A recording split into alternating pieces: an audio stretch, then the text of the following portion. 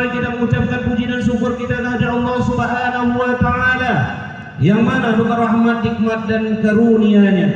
Dan yang paling istimewa tentu masih dekat lagi, masih lengket lagi yang namanya nikmat iman, nikmat Islam di dalam diri kita.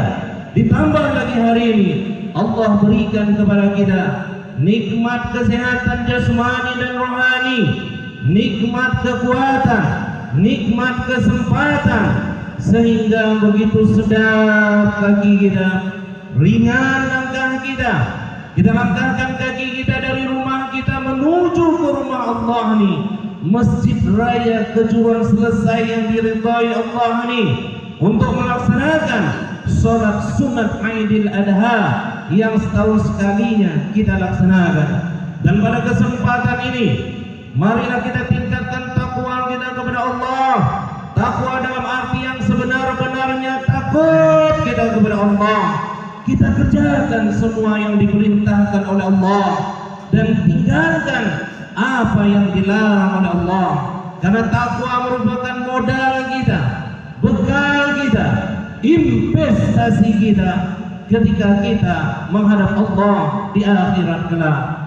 Jamaah salat Idul Adha yang dirahmati Allah, Allahu Akbar, Allahu Akbar, Allahu Akbar, walillahil hamd. Adapun tema khutbah kita pada pagi ini sesuai dengan yang tertulis di spanduk, dengan berkurban kita mendapatkan ridhonya Allah Subhanahu wa taala. Dari Zaid bin Arqam, seseorang bertanya kepada Rasulullah sallallahu alaihi wasallam, "Ya Rasul, apakah kurban itu?" Maka Rasul katakan, kurban itu adalah sunnah bapak kalian Nabi Ibrahim. Apa keutamaan yang kami dapat ya Rasul ketika kami berkurban? Setiap satu helai rambutnya mendatangkan satu kebajikan. Bagaimana dengan bulu-bulunya ya Rasulullah? Setiap bulunya juga mendatangkan setiap kebajikan. Fasholli li rabbika wanhar. Salatlah kalian untuk Tuhanmu dan berkurbanlah. Sepakat semua ahli-ahli fikih, para fuqaha, bahwa hukum berkurbani adalah sunnah muakkad. Hukum berkurbani adalah sunnah muakkad. Sabda baginda Rasulullah sallallahu alaihi wasallam yang diriwayatkan oleh Ahmad, Rasulullah sallallahu alaihi wasallam bersabda, ada 3 perkara kata Rasul yang hukumnya fardu samaku, tapi tatawi sunnah bagi umatku. Ada 3 perkara kata Rasul yang bagi Rasul hukumnya wajib fardu, tapi bagi kita umatnya tafawi atau sunnah. Apa yang 3 perkara itu? Sholat duha, yang kedua sholat witir, dan yang ketiga adalah berkurban.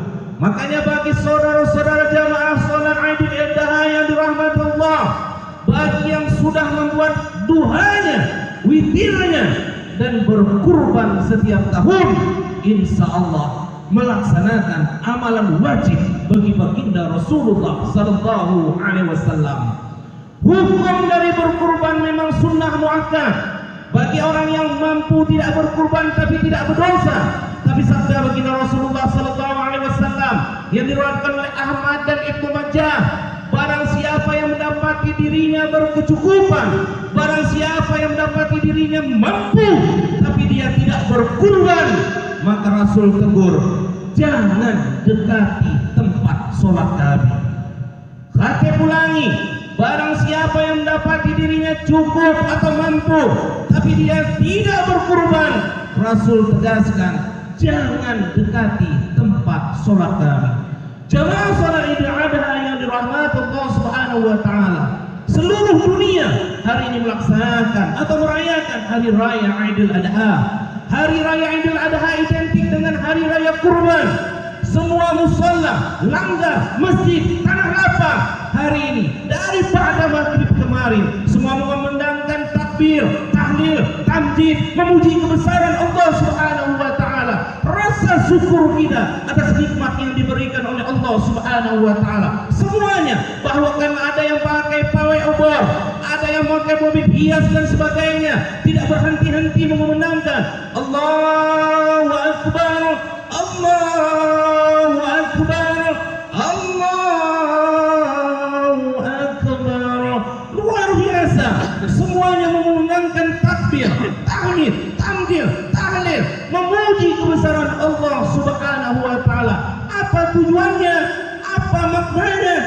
supaya kita itu tahu akan sadar diri bahwa Allah lah sematanya. Kita hidup nih hanya mencari ridhonya Allah Subhanahu wa taala. Makanya Allah ingatkan kita di dalam surat Al-Hajj ayat 47, wa innahu yawma 'inda rabbika kalfi sanatin mimma ta'udun.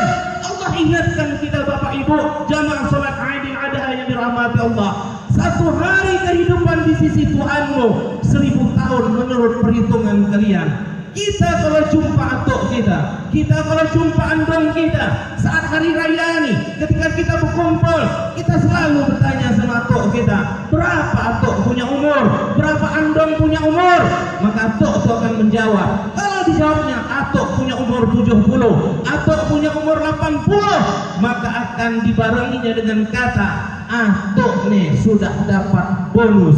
Kalau cerita PSM Binjai Super Mall, kalau cerita Carrefour di Medan, Sun Plaza di Medan, Plaza Mall di Medan, kalau ada cerita bonus itu selalu menguntungkan sama kita. Tapi kalau bicara umur sama kita, cerita bonus hitungannya dua, ada berkah, ada yang tidak berkah. Yang mana yang dikatakan yang berkah ya? Khairun nasi man tala umuru hasanu amalu wa sarun nasi man tala umuru hasanu amalu. Semendai-mendainya orang, tambah umurnya, makin mendai amal ibadahnya. Tapi seburuk-buruknya manusia, makin tambah umurnya, makin buruk amal ibadahnya. Kita tidak terasa melewati hari raya Aidil Adha ini. Baru saja dalam ingatan kita baru melewati hari raya Idul Fitri. Umur berganti begitu cepat, usia kadang-kadang bertambah begitu cepat. Pertanyaannya, 63 tahun patokan umur kita baginda Rasulullah sallallahu alaihi wasallam, yang mana Rasul katakan umur umatku pun 60 sampai 70 dan sedikit betul yang lebih daripada itu. Seandainya rata-rata umur kita 63 tahun, 63 tahun, 63 tahun di dunia, cuma sejam setengah di kehidupan akhirat, sejam setengah kehidupan akhirat. 63 tahun kehidupan dunia ini, nyata bahwa kehidupan dunia ini sekejap kali, nyata bahwa kehidupan dunia ini sementara sekali. Saudara-saudara jamaah salat Aidil Adha yang dirahmati Allah Subhanahu wa taala, dengan hari raya kurban kita cari ridhonya Allah. Bukan cerita raya kurban ini cerita daging lembu yang ditumbangkan, bukan cerita darah yang dialirkan, bukan cerita rambut kambing yang dihitung, bukan cerita bulu-bulu lembu dan kambing yang dihitung. Allah berfirman di dalam surat Al-Hajj ayat 37, la yanalullaha luhumuha wa la dima'uha walakin yanaluhu taqwa minkum.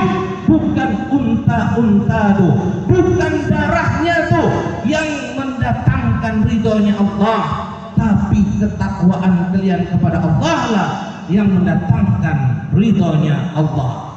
Saya ulangi, bukan daging unta, darah yang mengalir tuh yang mendatangkan ridhonya Allah, tapi ketakwaan kalian kepada Allah lah yang mendatangkan ridhonya Allah. Jamaah salat Aidil Adha yang dirahmati Allah, mulut kita nih, muncung kita nih, kalau bercakap takwa, kalau bercakap taat, kalau bercakap cinta kepada Allah, mudah kali mulut kita nih bercakap.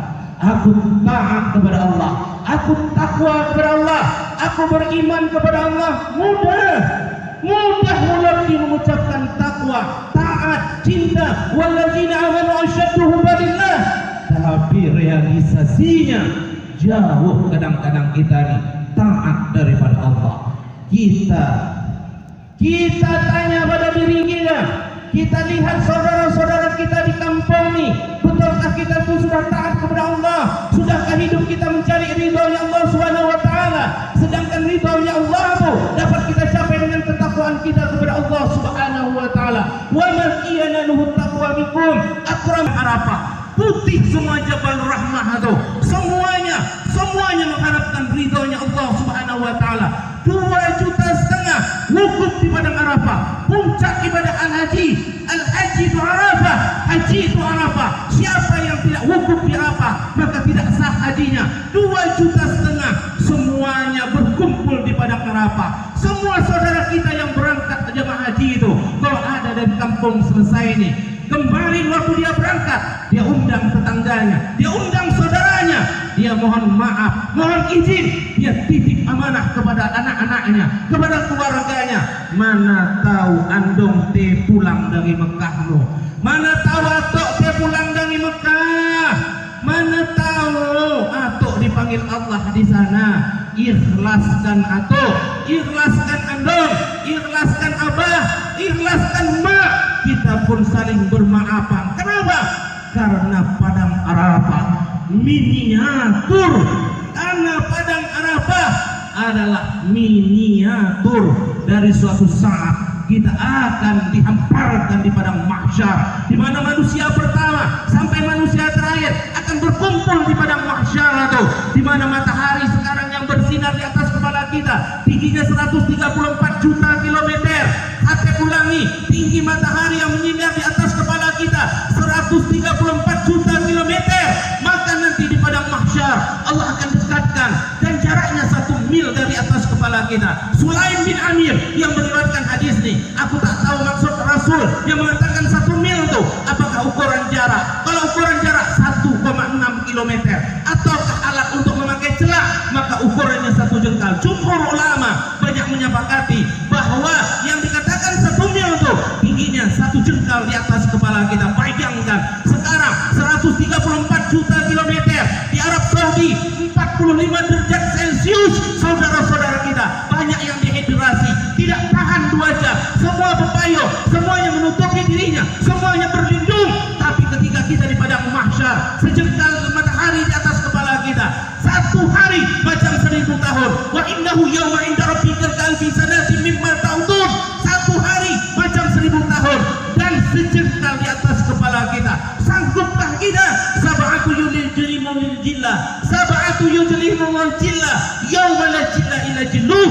Dan cuma 7 golongan yang dilindungi Allah di hari tiada perlindungan selain perlindungan Allah. Dan salah satunya wa rajulun qalbuhu mu'allaqun fil masajid, seseorang yang hatinya ke masjid. Mudah-mudahan kita jemaah sholat Idul Adha nih, walaupun hari ini kita sholat di halaman masjid kita tercinta nih, suami-suami tercinta, istri-istri tercinta, semuanya cinta ke masjid yang membawa kita suatu saat akan dilindungi Allah. Saudara-saudara, seandainya ada tokeh sawit di kampung nih, seandainya ada juragan orang kaya di kampung nih, banyak pekerjanya, banyak anak buahnya, sekali tunjuk anak buahku akan patuh. Hei, kau angkat sawit tuh, dia akan angkat. Hei, kau antar barang tuh ke sana, dia akan antar. 17 kali bos memerintahkan anak buahnya, 17 kali tokeh menyuruh anak buahnya, semua akan patuh, semua akan nurut apa yang dipanggilkan patuh. Sedangkan Allah Subhanahu wa taala panggil kita cuma 3 kali seumur hidup. Itulah wujud kita. Kalau 3 ini kita penuhi, insya Allah kita takut kepada Allah, insya Allah kita akan mendapat ridhonya Allah Subhanahu wa taala. Apa panggilan pertama? Ija sami'atan nida fa'ijab Allah. Apabila akan dengar azan itu, maka penuhi panggilan Allah itu. Allahu akbar, Allahu akbar. Berteriak muazzin itu, berteriak tok Ibrahim itu, berteriak semuanya jadi muazzin azan. Tapi kadang-kadang kita yang cakap takwa kepada Allah, kita cakap mencari ridhonya Allah, kadang berat kali melangkahkan kaki kita untuk ke rumah Allah. Padahal itu adalah panggilan yang pertama. Panggilan kedua, itulah saudara kita jumlahnya 2,5 juta orang yang sekarang di Arab Saudi sana, yang sekarang menunaikan ibadah haji. Walillahi 'alan nasi hajjul bait man istata'a ilaihi sabila wa man kafar innallaha ghaniyyun 'anil 'alamin. Itulah panggilan kedua. Itu pun ada syaratnya bagi yang mampu. Boleh jadi panggilan pertama nih kita cuek, boleh jadi panggilan kedua kita cuek, kita tak mau. Tapi kalau sudah sempat panggilan yang ketiga dari Allah, innaka mayyitun wa innahum mayyitun, kau akan mati dan kalian semua akan mati kalau ruh kita sudah cabut dari jasad kita. Kalau orang kampung kita sudah mengantarkan kita ke kubur itu, maka putus semua amal ibadah itu. putus apa yang kita buat untuk mencari Allah, sudah tak bisa lagi. Makanya selagi ada ruh dalam jasad kita, carilah ridha Allah Subhanahu wa taala, penuhi panggilan Allah Subhanahu wa taala.